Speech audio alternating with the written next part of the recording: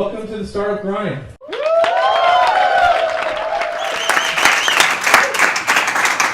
You can buy your way into these. We're not cheap though, right? Not cheap. Right. Not cheap. In fact, we're giving away cash, so thank you for that. This is actually the first event that we've had a speaker give away cash. Oh, it's so. fun. I This is love awesome. giving away cash, especially if it's WingCash. Serious. So let's take a step back. I want to hear about your roots and specifically about growing up. And did you have any childhood heroes? So tell us about that. My brother Dave is in the back room there. He runs a he runs a company called Fuse, and that's a payment company as well. Okay. And I have 5 brothers, and 2 of them are CEOs of payment companies. Mm-hmm. And somewhere along the line we got a gene for, I guess, being entrepreneurs. But so growing up, I don't know where it happened. My father had a little bit of the entrepreneurial spirit in him. He didn't ever have a successful startup, but I remember growing up and having him try a collection business. Mm-hmm. And my older brother worked for him and gave that a go. And I actually went there and spent some time, so that's where I kind of got started. Pretty normal childhood. Yeah. Yeah. Where was it that you grew up? Were you here in Utah? Back and forth between Utah and Eugene, Oregon, when my grandparents lived. Okay. Spent some time there and loved Oregon. Any Oregonians in the room? Ducks? Yeah. Oregon Ducks. Yeah. All 2 of them. So, loved Oregon, beautiful area, and just loved that part of the country as well. So. Sweet. So your dad was his startup was the first startup you worked for. Mm-hmm. And are you the oldest, youngest? Where do you fall in line? I'm right in the middle. Okay. So I have 2 older brothers Mm-hmm. and an older sister, and I have 2 younger brothers and a younger sister. Okay. So I am right in the middle. My older brother, he's on his second successful venture. And I remember when my dad was doing his startup, he worked there. And one of my teachers in, it was probably junior high school, I had a programming class. Yeah. And one of my teachers would come in at night and work for my dad. He was a programmer for my dad. So I'd go to school and then I'd come over and there he was keying away, So I kind of had an in with him. I don't think I got a very good grade that time, but I knew who he was. So that was kind of fun. Got Okay. that experience. So is there anything specifically you learned from working for your dad's startup? You said it was not a success by your definition. He ended up shutting it down. Okay. So it never made enough money to Yeah. to be sustainable. Ended up shutting it down. But what happened from that is my brother got a lot of experience. Okay. And went to work for a high-tech company. And he became a great programmer and went on to found a couple Mm-hmm. companies. He's on his second one now. So that had an influence on me. My brother's first company was an internet, fax-based internet company, and I was a graduating from BYU in Mm-hmm. information technology, and Okay. he was bringing up nodes for routing faxes around the country, and he needed people to fly around the country and bring up these nodes, and I did that for a little bit, and that was awesome. I'd fly into a town and pick up some equipment and go set it up, connect it to the internet, and get it set up so it was routing, and try to fly off to my next destination. And the goal was to hit as many of those in a week as I could hit, and it was fun. Okay. So So I kind of got a taste of what it was like to just, kind of go out and be on your own, and watched his startup go. That company became Mm-hmm. publicly traded. And so that was a fun thing to watch. And when you're close to a startup like that, Right. it makes it real tangible. A lot of times if you get stuck into a career path at a big company, you don't get a chance to touch the startup opportunity. And they Mhm. feel different when you're close to them. So when you were in school, you said you studied information technology. Did you try and do a startup, or you were just working for your brother? Yeah, no, I didn't try to do a startup. I actually went to work for a local company, WordPerfect at the time when I Okay. graduated from BYU. Worked for WordPerfect. And it just kind of evolved from there. I went in the network engineering side, and I learned that I had an interest in technology, and Okay. I kind of figured things out quickly, and so it just kind of mushroomed from there. We had a fun project. Novell was one of the companies that was, I don't know if they're, when you remember their telephony product came out, where they connected a PBX to the Novell network, to the Novell And servers. everyone in this room knows what a PBX is, right? Private branch exchange, your phone, the big box that used to drive your phones. And those, the big companies, AT&T and Bell Labs would sell those, and companies that pay a lot of money to have one, and they drove all of your phone switches. Okay. Jive Communications does that now in the cloud, right? You don't have to buy the PBX. And that was really the beginning of that transition. And so it's fun because we got to be a part of that and help see how that transition took off. And it's kind of where the idea of internet telephony started. And so it's a fun So time. you're at the roots of all that happening. It was fun to see it happen. It was really exciting. My brother's company did a lot of that. Novell was involved in it. Microsoft had a strategy for solving those problems. Didn't like their solution much, but still reasonably successful Okay. product. So from WordPerfect to Novell, at what point did you see that, I want to sort of branch out and do my own thing? Well, as a graduate student, I was at Novell, and I had an opportunity to go to graduate school, and so I was doing that. And I was playing racquetball with a friend, and he said, "Hey, we're looking for people that can help us out." And I said, "Oh, we have an MBA class. Maybe we can come in and do some projects for your business." And he was actually starting a card service business, which was selling point of sale equipment, the credit card swipe devices to businesses. And this was '96, and he said, "Maybe you guys could come in and do a project." So we came in and analyzed his business and built a few spreadsheets. And this is really where I got interested in the payments business. Is I took ATMs and I built a revenue model to predict how good of location you would have if you actually deployed an ATM there, because you need traffic and they're expensive devices, and so it was a fun little project to do. And so I took it and showed it to a friend. Yeah. And he said, "I love it." He goes, "How much are the ATMs?" And I said, "Oh, they range from $10,000 to $40,000. He said, "Let's build an ATM network. I'll buy the ATMs, you find the locations." I thought, serious? It's a good partner. That'd be fun. Yeah, right. So at that time, we started thinking about that. And the guys that I was working with came back and said, "Hey, this internet thing is emerging, and we see an opportunity to process credit cards on the internet." And that grew into a company called Authorize.net, which I was involved with early on. I didn't stay there a long time. Okay. What happened was my brother's company that did fax technology, we bumped into another company that did neural network hand recognition Okay. software on a neural network, and they provided it as a service. So you'd use a fax machine to fax something to them, and you'd get back, they would take your handwritten data and convert it and fax it right back to you in a minute and a half. Wow. Which was really cool. And so I had just finished working on this payment protocol where we could take a credit card transaction, authorize it, and send the response back. And I knew there was 100 million fax machines out there, and I thought, what if we could, instead of selling point-of-sale terminals, we could just have people drop a credit card sales slip on a fax machine, and they'd get an authorization back in 30, 60 seconds. And so we built that technology, and it was absolute failure.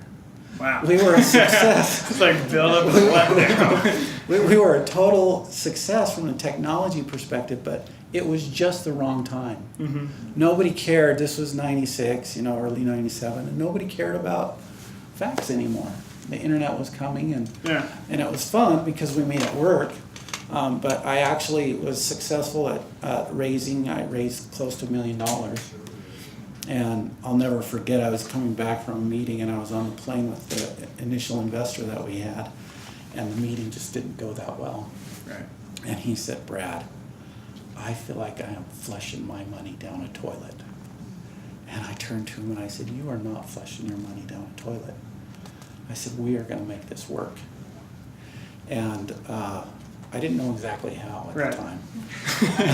And I said, we're going to do something. But the good thing is that we've been built on solid foundation. So we had good technology. We hadn't deployed it just right. I think they call it a pivot nowadays. Right. You actually had to pivot. You had to change and do something different. So we started figuring out, what are we going to do different? And he was in Texas, and he said, I want you to come and meet with me. He had a CEO, Stanford grad, that was a friend, and he goes, I'm going to have him analyze the business. So I flew in on a Friday night, stayed there, got up and did this presentation, met with the CEO, and he looked at me and said, I don't get your business model. I just don't get it. And the meeting did not go well at all. And so my partner's like, I just think I'm going to have to, pull the plug on this. And so I went back very discouraged, and started figuring out, what are we going to do to make a difference? And I had this epiphany. And I said, I think I've got this figured out. And he said, great, you better get on a plane and get down here, because we have another meeting with this guy, and this is the test. If you don't pass this test, we're done. Wow. So I went in, and I literally flew out on a Friday night, and I was writing down all these ideas, and I had a presentation when I arrived there. Couldn't sleep. I was so excited. And I went in, and I said, I've got it. I figured it out. And he says, what is it? And I said, we're going to give away free merchant accounts, which weren't free at the time. PayPal was one of the leaders in doing that. And he said, you're going to give away free merchant accounts. And I said, we're also going to turn them on in real time. Wow. So at the time, it was a 2 to 6 week delay to get a merchant account. Okay. And I said, and the other thing is, the business model will be that as you start processing, it was common from a risk standpoint to hold people's money if they processed on their merchant account. I said, we'll take the first $100 and we'll put it in the bank. And I said, so let's say I'm successful at giving out 20,000, 30,000 merchant accounts. You'll have a chunk load of cash sitting in the bank. And he goes, I like it.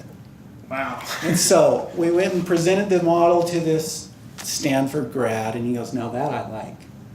And so we went from there and presented to a banker friend on a Sunday night. He calls up and he says, there's one other guy I want to introduce you to. And we went to his house, and he's a big banker in Texas. Okay. Very successful.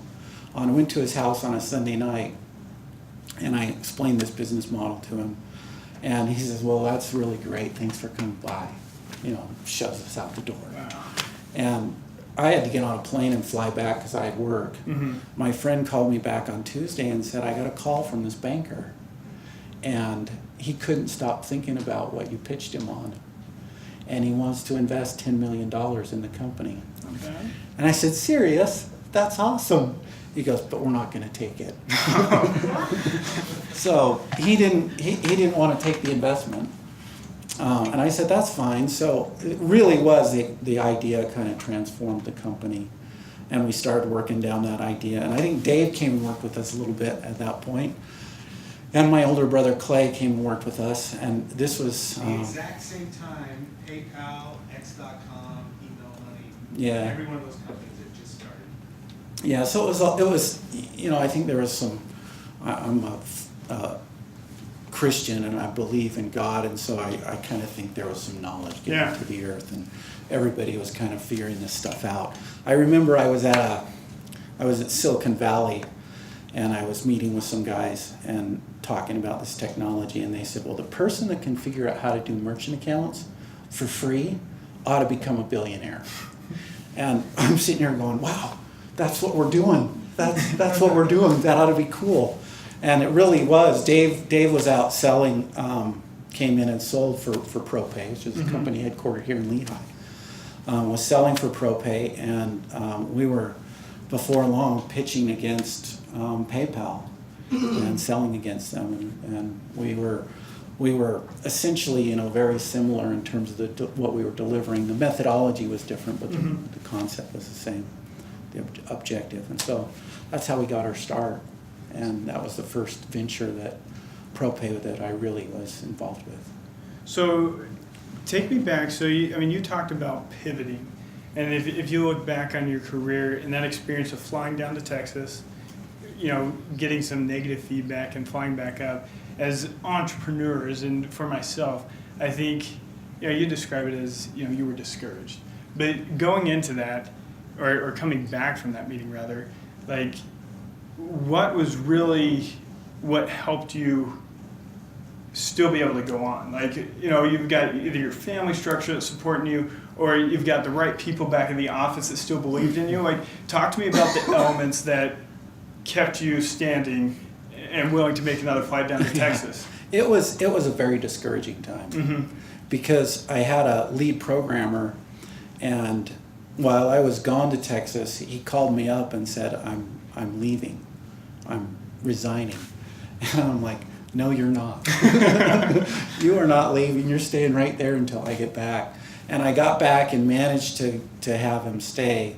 He was kind of a crucial employee, and I got back and managed to have him stay. And so the employees were key. What did you say that got him to stay? Like, I said, persuasive. I've been to Texas and I just got an offer for a $10 million investment. Are you sure you want to leave? Something like that.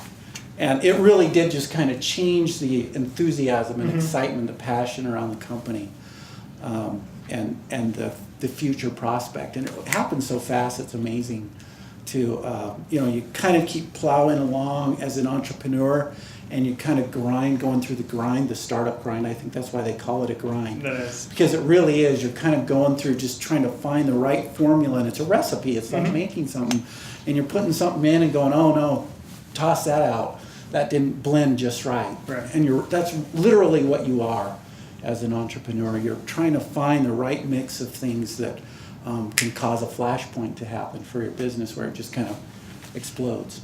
Awesome. And there's no better way to do it than to say you're just kind of like an Einstein or who did the light bulb? Edison, yeah. Just trying to find the right mix of what works. So from ProPay, they ended up getting bought out, right? Yeah, they were bought out at the end of 2012. And you were still with them? I left there in 2004. Okay. So you left earlier. Why? Really fun. So it became a very interesting experience. We hired a CEO from Silicon Valley. He moved out here and started running the company, and we worked together closely for about 3 years. And then it just got to the point, and one of the business partners kind of described it this way. He said, it's like the company it's a two-headed dragon. Right. Because you can imagine I'm the founder of the company, and I've kind of been there the whole time and taken it from, almost nothing to, I think we had probably, 40 or 50 employees now. I don't know the exact number. Yeah. Somewhere in there, and rough times to where, it's a reasonable company. We got a good thing built now. And it was just time to transition and let there be one head that kind of run the company. And so at the time, I just said, yeah, I totally agree. And I kind of was voluntarily stepping back. And I thought that would be simple. Yeah. I thought it would be simple to say, I built this company and I'm going to transition it to somebody else. That was a big failure. That was not simple. And the reason is because I was a brain trust, and a lot of the investors that were involved had invested in me. Okay. And so they felt like I had, cheated them by not willing to stay in and kind of continue with the grind. In hindsight, I should have been more willing to stick in it. Okay. And stay and kind of ride it through. When you look at what's that? What a growing experience. Yeah. That's amazing. So the other thing is, really I wouldn't be where I am today if I hadn't left. Okay. Because it's there were some things that happened in the departure and after that really kind of gave birth to rise to the ideas for WingCash and what I'm doing now. and I'm ever so grateful that transition did happen. And this has been a great experience, and I wouldn't want to trade it. So you saw the need to leave. You described it as a two-headed dragon. Were you at all feeling an itch to do something new? Like while you were still... You know, there is absolutely, for people that have run from a startup to, 3 employees in a basement, or 2 or 5, to, 20, 25, 30, and where you kind of start jockeying for salaries and position and all that kind of stuff. I kind of liken it, when the floods came here and everybody got out and started sandbagging. That's the way a startup feels to me, is you're all just sandbagging, right? You're literally just trying to keep the water flowing down the right path. You just write that down, sandbags. And that's the way I felt in the startup. And I got to this next stage, which I wasn't prepared for, that transition, and it kind of changed on me. I'm more mature now, so I'm able to realize, hey, this is kind of the next stage of development for the company, and it was a lot less fun. So, because of my maturity level, I wasn't able to make that transition appropriately at the company, and that was part of the reason for the departure. So now with WingCash, you've got these new ideas. What made it different? Like, describe to us a little bit about WingCash and the start of it. Oh, so WingCash was fun because when I left ProPay, I said, I am never doing a startup again. And I went home to my wife and I told her that. And she's like, I'm so relieved. And I actually went to work for the LDS Church as a product manager at Family Search. You can imagine, I really was committed to this path. And I worked there for 6 years. And when I came through the door, they said, you have payment experience? We have payment problems. And so they actually started putting me on tasks that were payment related. And there are some unique challenges associated with genealogical records and the handling of payments. If you're selling a product on the internet, and you're delivering that product, that presents some interesting challenges. But if you're offering genealogical content that could be 50 or 60 years old, and you're purchasing it off of transcription in a database that was transcribed by volunteers, and you go buy that and you realize that the database record was wrong, and when you bought it, it wasn't as it was represented, guess what that means in payments? Chargeback. Right. That's bad. And so I ran the financial model, and I'm like, this is never going to work. We're never going to be able to offer genealogical content and sell it because the payment infrastructure just doesn't work well with it. And so my boss came and said, well, what are you going to do? I said, I'm not going to do anything. And literally he said, that's not an acceptable response. And he said, you need to think through what you're going to do. So I went out and I found a company that would solve the problem. They significantly improved the process because instead of being, credit card disclosure where somebody takes your credit card number and they have an opportunity to charge your card and you can lose it and identity theft and all that problem. What they did is they redirected you back to your bank and then you push the payment to the merchant. So there was never a disclosure of account information, which gave the merchant an opportunity to abuse your account or had to worry about theft or loss of information. Because it was an ACH-based transaction as well, meaning through the bank network, the clearinghouse of bank networks, it was cheaper. Okay. And that was we deployed that, and it was an improvement. And along the way, I had this epiphany at how to do cash on the web. And I showed it to a friend of mine who was involved at ProPay. And I said, hey, I figured out a way to do transact in dollars on the web. And I told it to him, and the original idea was you take the serial number off the dollar, you encode it as part of the URL, right? So just imagine a web page, you denominate it as $1, it has an issuer, in the case of the dollar, it's one of the 12 Federal Reserve banks, and then it has somebody that's a holder. And I said, all we do is change the holder attribute. If I take my dollar, and I assign the holder attribute to you, that constitutes a payment. And he says, great, Brad, that works really well. The only problem is that pennies and quarters, they're not serialized. And I said, oh, we won't do quarters and pennies. And he said, well, Amazon's not going to change their pricing model for your cash-based service. Right. And so we had a ton of problems. It was literally just an idea at the time. But I thought it would be a fun one, and so we continued to pursue it. So explain the idea, like how do you iterate on that idea? What's your process? Yeah, so it started as just bills on the internet. And the original idea was to take and represent bills and then take the bill, put it in a vault. Okay. So it literally was US dollars. And I went to a banker friend of mine and I said, how would you like to have $10 million in your vault? I thought that would be cool. Yeah.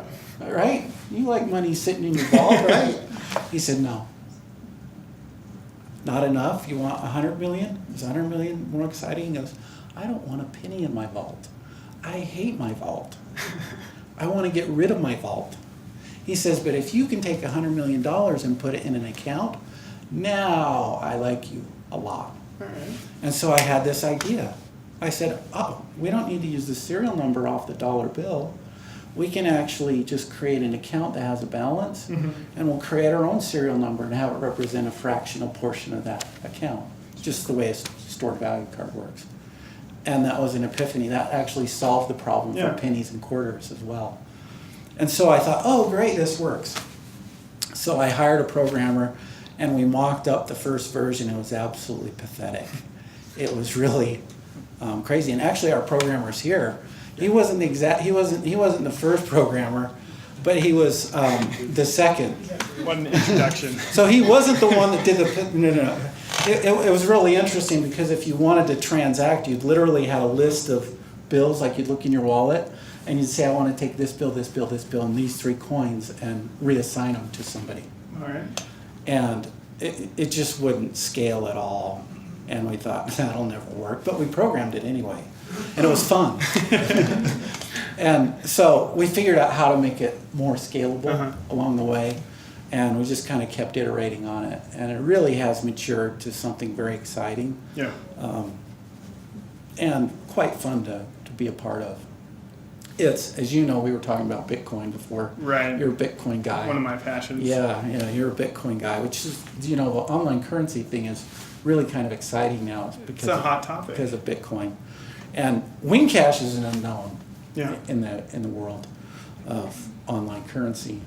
And the reason why is we spent a lot of time trying to build out our platform and understand how this works. And literally we didn't have all the answers as we started. And I don't think there's any, if you've tried to raise money as a startup, all the venture capital guys say, hey, do you have your business plan? Did you get this at all? Have you tried to fund a business?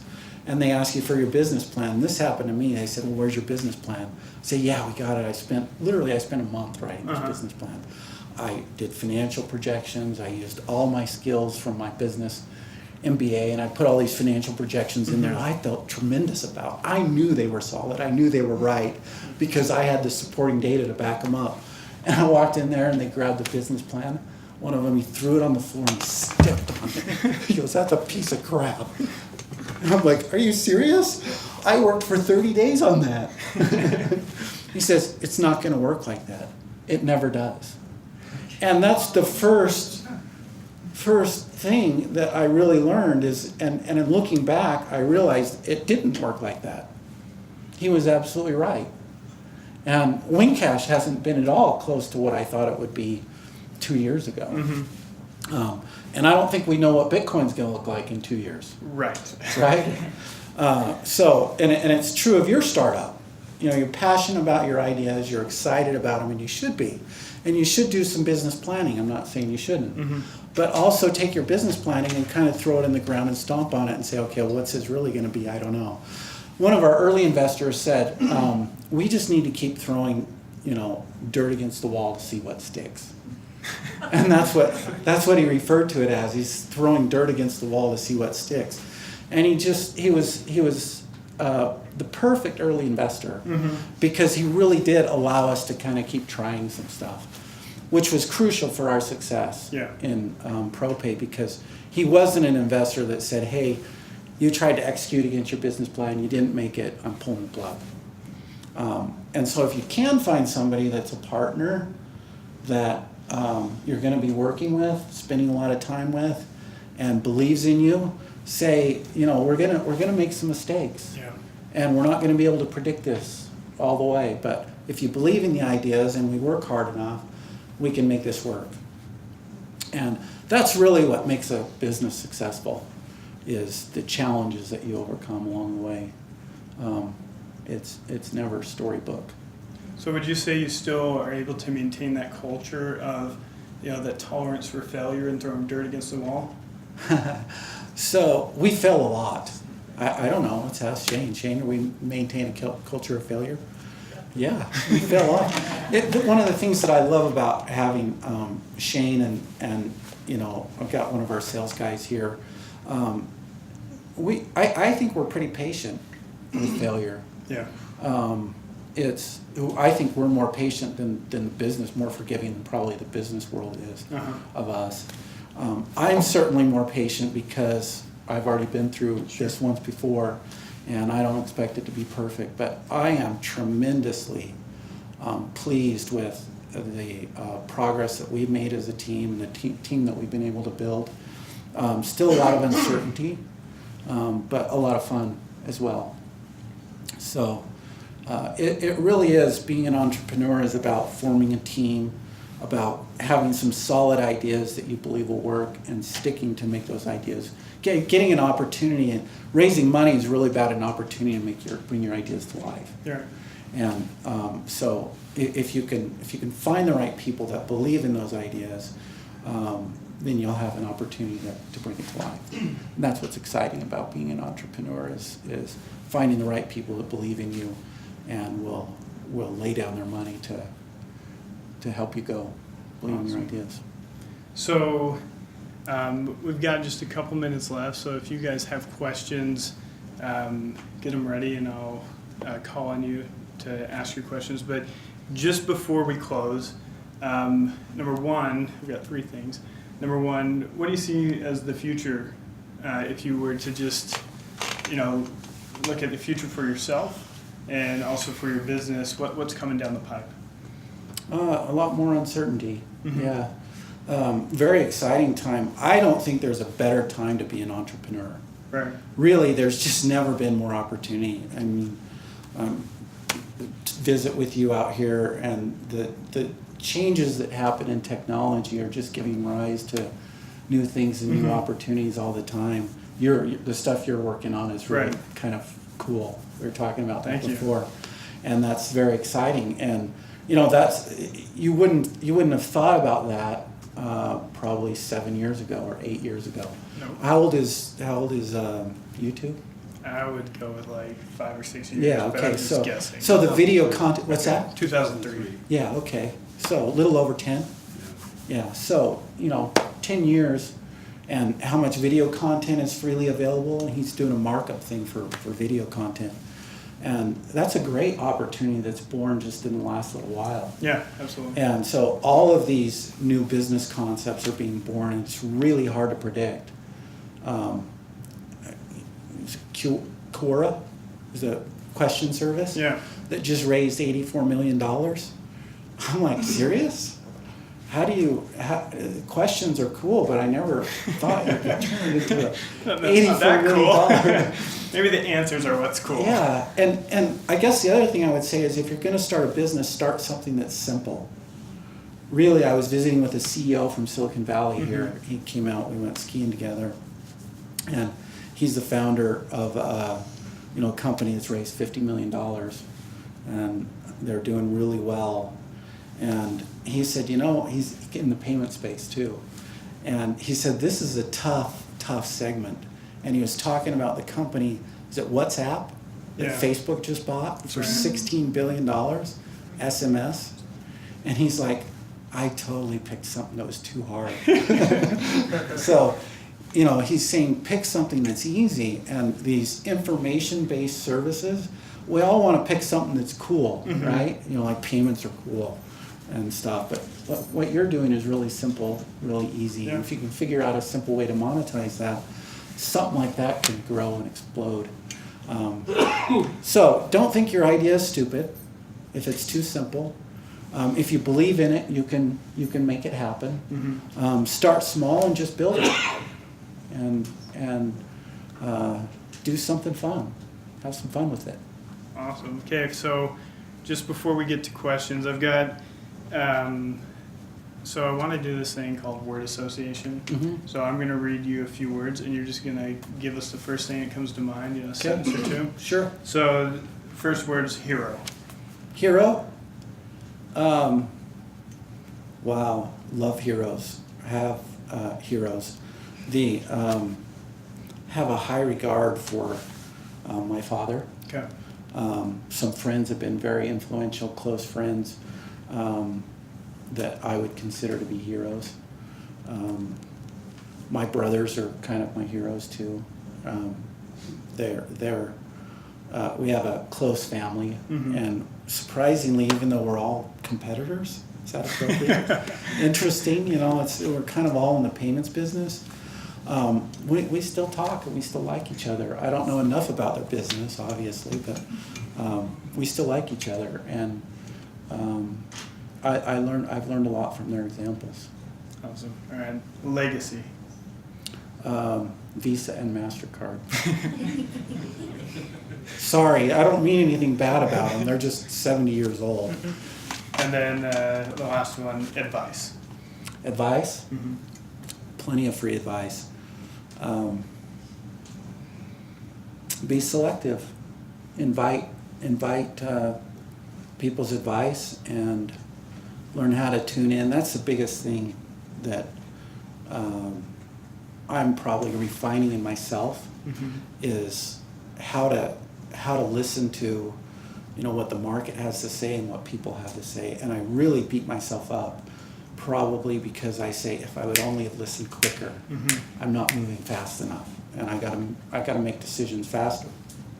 So, for example, everybody knows about the Heartbleed thing that came Yes. out, Well, at least I do. and thanks to our engineering staff, and our lead engineer, he comes in and says, "Hey, there's this super critical bug on the internet. Yeah, it's like open 2/3 of the SSL, internet so is vulnerable. It's as of, huge. like, It's a last week. huge problem."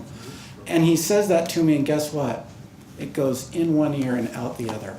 It didn't even stop to hang around for a second. I mean, I didn't even pay enough attention to say, could this be a problem for us?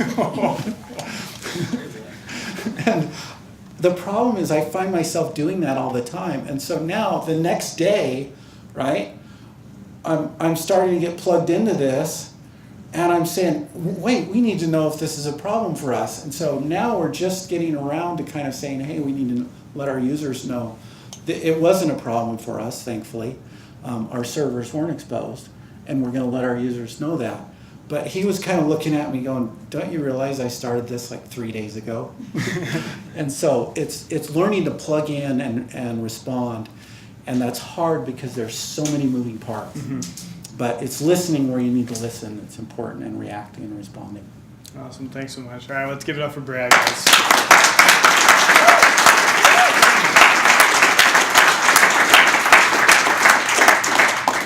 Okay, so now's your opportunity to pick Brad's brain. Do we have any questions? We'll take a handful of questions from you guys. Kai. So you talked about how you have kind of an environment where failure is acceptable, but obviously that can't be extreme. So how do you kind of keep that in check and not let your employees fail all the time?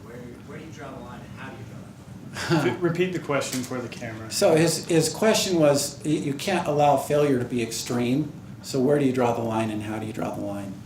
Yeah, wow, great question. I don't know.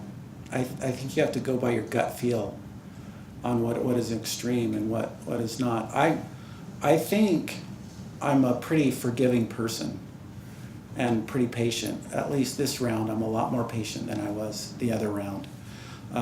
Literally, I probably, one of our first programmers in ProPay, he walked in and I fired him on the spot because I was angry at him. And I have never done that. I've regretted it. ever since. It ruined the relationship, and it was arrogant and egotistical to have done that. And so it's really hard. It's a really hard balance, and youth can make it difficult because you can lose perspective on what really matters in a business, and relationships are important.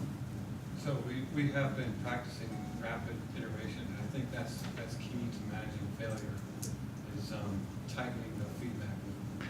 That is a great response from our lead engineer. Thanks, Shane.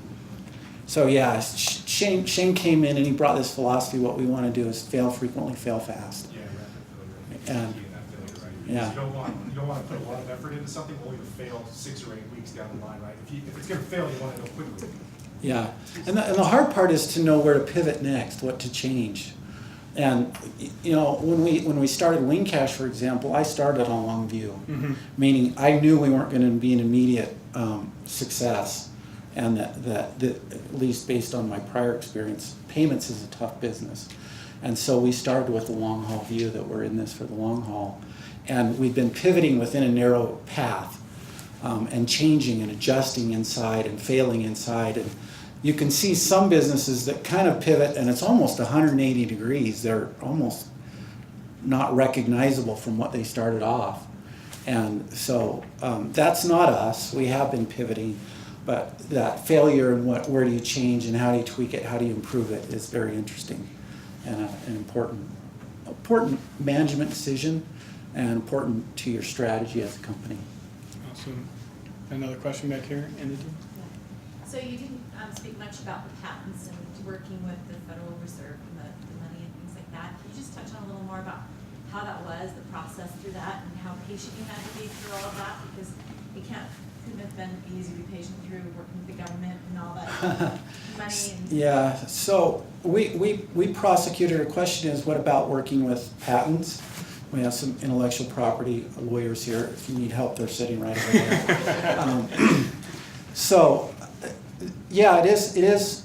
We've received 5 patents now that have been granted in a little under 5 years. That's good. Which is not bad. That was a lot faster than my first round, so I think the government's getting faster. But yeah, it does take some patience, and it takes a belief and a commitment that you're in this for the long haul. If you're not, you probably don't do the patents in the first place, because they're expensive and they're not always guaranteed. You know, it's an interplay with legal. It's a fun interplay to pull up a patent attorney and say, is this a patentable idea, and have them come back and go, that's really dumb. You know, that's really not patentable, and I don't really want to represent you on that. That hasn't happened to us, but I've had him say to me, he goes, it's refreshing to have some intellectual property that's actually fun and exciting to do, which means he does get presented with some stuff that's kind of unfun, you know, stuff that he doesn't really want to do. And so getting that passion part about it, getting him excited, that interplay of finding what's interesting in the marketplace and what's really got some value and creating patents is a fun process. Brad, you seem to have really focused on Utah County. Yeah. And how do you get adoption and scale and growth? In the rest of the world? Yeah, and the second part, how do you compare and contrast WingCash to Wallet or PayPal or Those are both really big questions. Would you like to? Let's do the first one. The first question is, we've focused in Utah County. The reason we've been narrowly focused is because I think as a company, we wanted to prove out our business model. We don't need to prove out our business model nationwide, right? And I wanted to find that business model, and I wanted to prove it. We're so much closer to that now. We actually are getting to the point where we're getting quite predictive about what we can do, which is important as a company. It wasn't real obvious. The obvious answer when people ask me how I make money, is we're a freemium model. Yeah. Right? That's the simple response, which is what you talked about. Yeah. But if I drilled in and I said, what's your first premium service? What would you say? For myself. For your business. As soon as we can predict what you want to watch. Exactly. Okay, there you go. But he doesn't know exactly how that will interplay, and we didn't know exactly what our premium services were going to be. We do know now. We know how we sell them. We know how we're making money. And so that was why we stayed local, why we stayed focused. Because we realized once we have a predictable model, it's much easier to scale. And it's so fun. We're actually launching a billboard on Interstate 15, and we're giving away cash on a billboard. I don't know of anybody that's ever done that before. I don't know what the response is going to be, but we're literally, you'll see a Get Moolah campaign we're doing with a bunch of merchants, and we're just giving away a merchant's cash. And I literally want to get to the point where we're just giving away millions of dollars. And the exciting part of that is we're able to track it and show what a merchant earns when they give away cash. We're literally able to walk into a merchant and say, hey, you gave away $1. Somebody came and spent 14 at your business because you gave that $1 away, that $1 in cost. We want you to get to that point too of giving away millions. Yeah. Well, we're starting right here. We're going to do a drawing. So that kind of thing. And it's fun because that's a part of our scale. Is we believe that we'll be able to walk into a city, buy a billboard, get an anchor merchant, start giving away cash, and that's how we'll acquire the customers in that city and start a campaign. And had we not gone through this, we wouldn't have that experience. And so it makes it a real viable scale model. We want our anchor merchant to be Walmart, of course. Yeah. So anyway. So let's just go ahead and stop it right there. Let's give one more hand for Brad.